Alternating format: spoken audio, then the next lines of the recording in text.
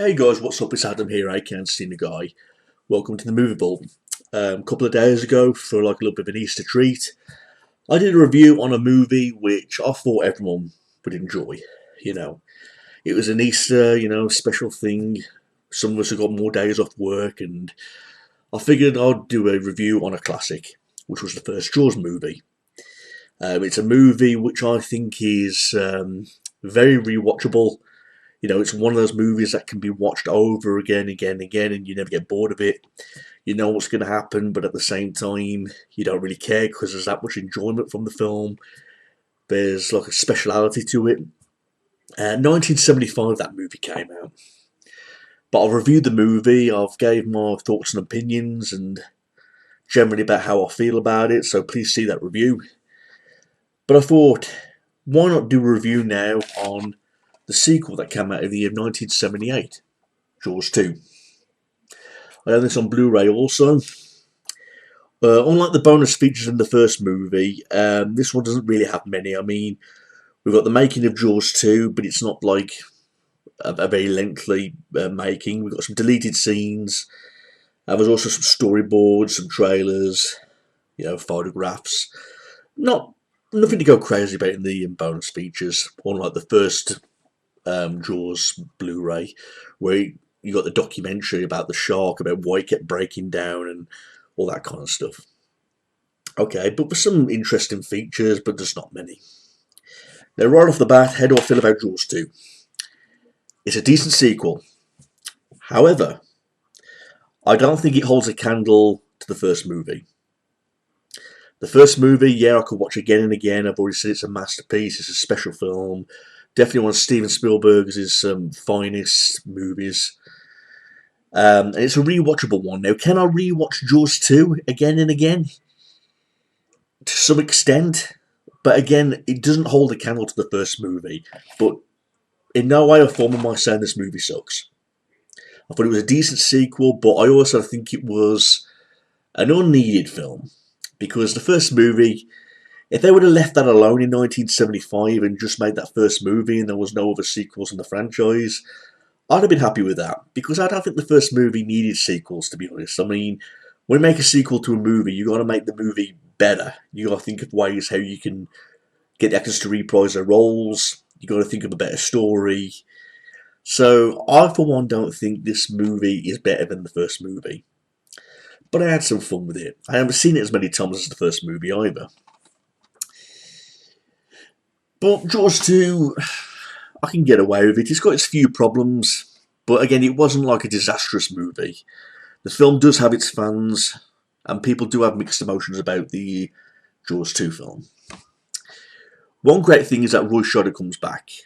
However, there's been some talks that Roy Scheider did not want to do this movie. I think he had some disputes with the scripts and some stuff that went on behind the scenes. Something to do with his contract, but he was in the movie anyway. And despite his heart not fully being in his role, he still put on a solid performance.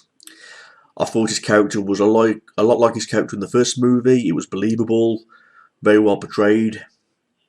Of course, Robert Shaw's character couldn't come back because his character of Quint was killed off in the first movie. Richard Dreyfuss didn't reprise his role either. I'm not sure if he was asked, because the internet gives different information about that. I mean, I thought, when I first saw this movie, I could be wrong about this, but when I saw this movie for the first time, it opens up with these people down in the ocean taking pictures with the Orca, Quint's boat, as it sank in the first movie, and he's posing with some photographs, and that's when the great white shark comes and kills him. But I thought that was Hopper, Richard Dreyfuss's character. I thought it was him that was actually posing in front of the Orca at the start of this movie, because for two reasons. If you listen to the way he screams when the shark comes for him, that scream sounds just like the scream he had in the first movie, where he was being attacked by the great white shark in the cage. It sounds familiar. If you listen very closely, they sound the same, the screams do. And of course, after when he gets killed, it shows a shot of his white boat that's on the surface, where the Orca is. And that white boat looks exactly like Richard Dreyfuss's character's boat in the first Jaws movie, when they go out to look for them dead fishermen.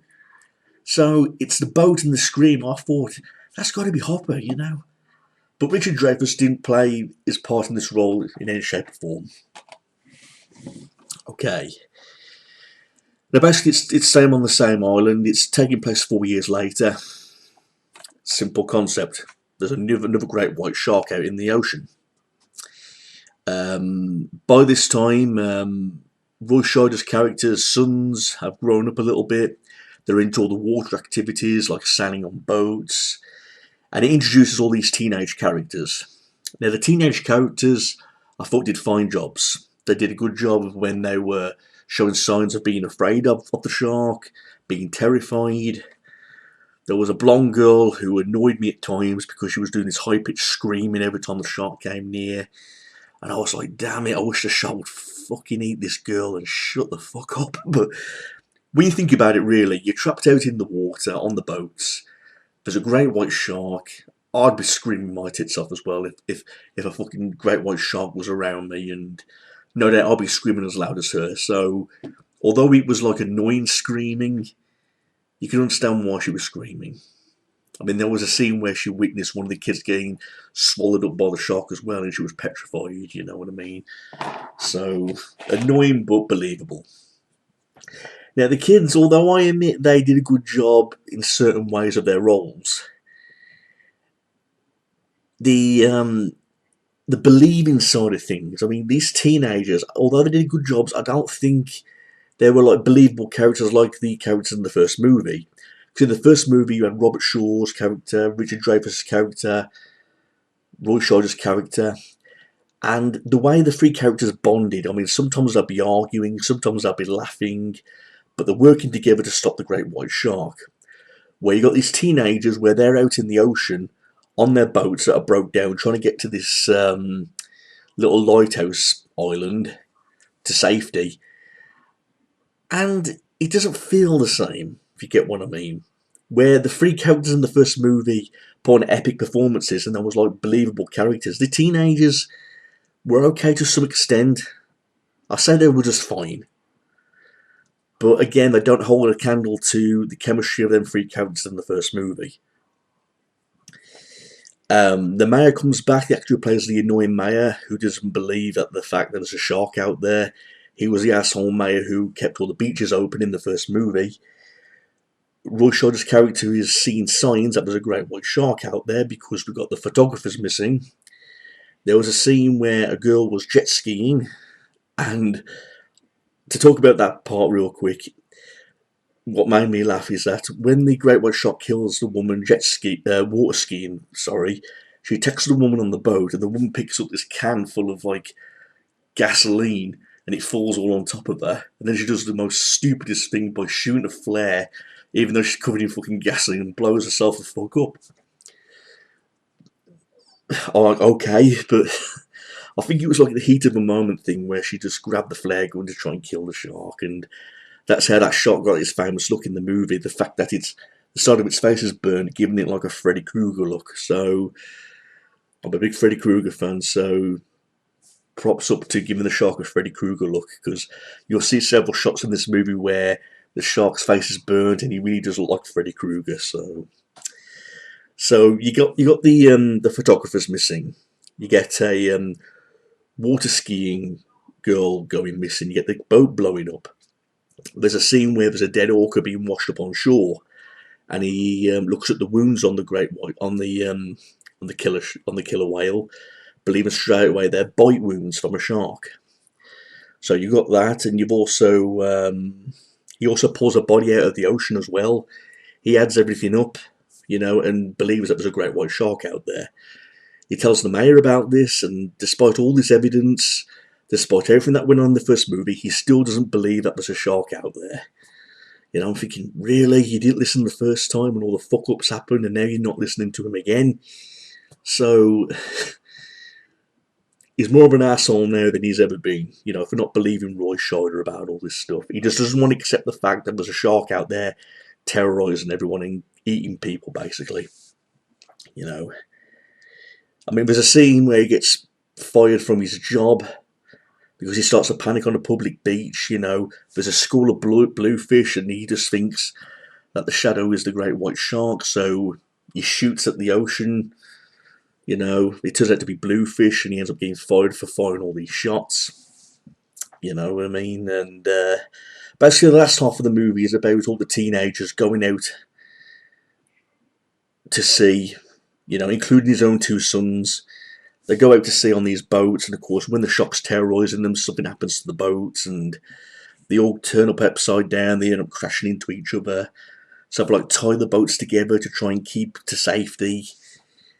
You know, I must say one epic scene in this film, which I think is one of my favourite scenes in this movie, was the helicopter scene. There's a scene where this sheriff is like trying to rescue the kids in the helicopter, and the great white shark fucking pulls down the fucking helicopter, causing the propellers to hit the water and then hit all the sails, making the broken boat conditions even worse. That was one epic scene, and I thought it was really shot really well. The helicopter scene, you know, where the shark pulls it down into the water and means it fucking turns upside down into the water. Like, I love that scene. The kids are trying to get to safety by pulling themselves up to the lighthouse. This is when Chief Brody goes out on a mission on a boat to try and save all these kids.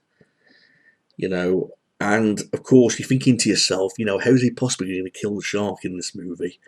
Because again, he's got no guns, he's got none of that stuff. And one of the power cables at the bottom of the ocean is pulled up, and he lures the shark into biting the cable, and the fucking shark just gets electrocuted. His eyes blow out, and he basically fries the shark in the water by causing it to get electrocuted. And I'm thinking, pretty creative. Different kind of death from in the first movie, but you know, it was. I was impressed with the way how they came up with that idea of killing off the shark. It was something different. You know, I wasn't expecting it. So overall, I would say this movie, it does have its positive factors. It was a little bit creative in some areas, but again, it has its problems. It has its good points, its down points. A decent sequel, but again, unneeded at the same time.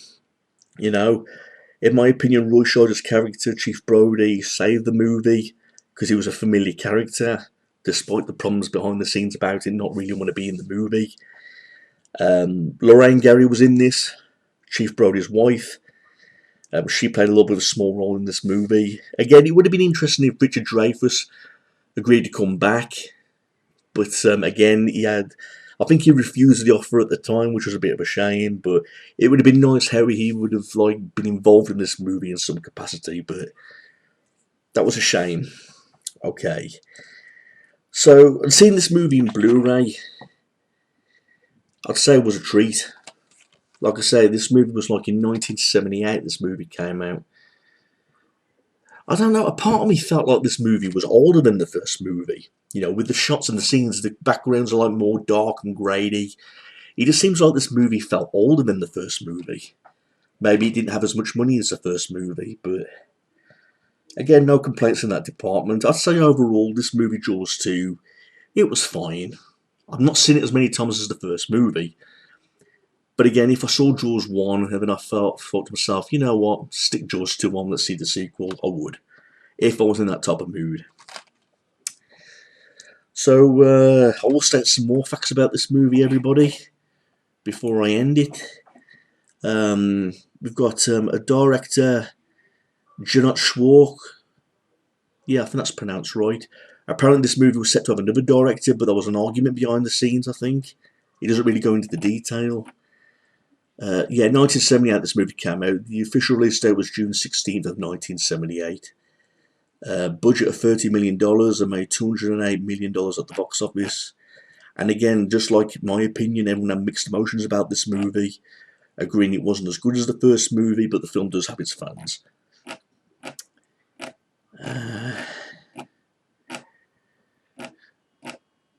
Several merchandise, like I said, the film does have its fans, and some people praise some of the kids' performances in this movie.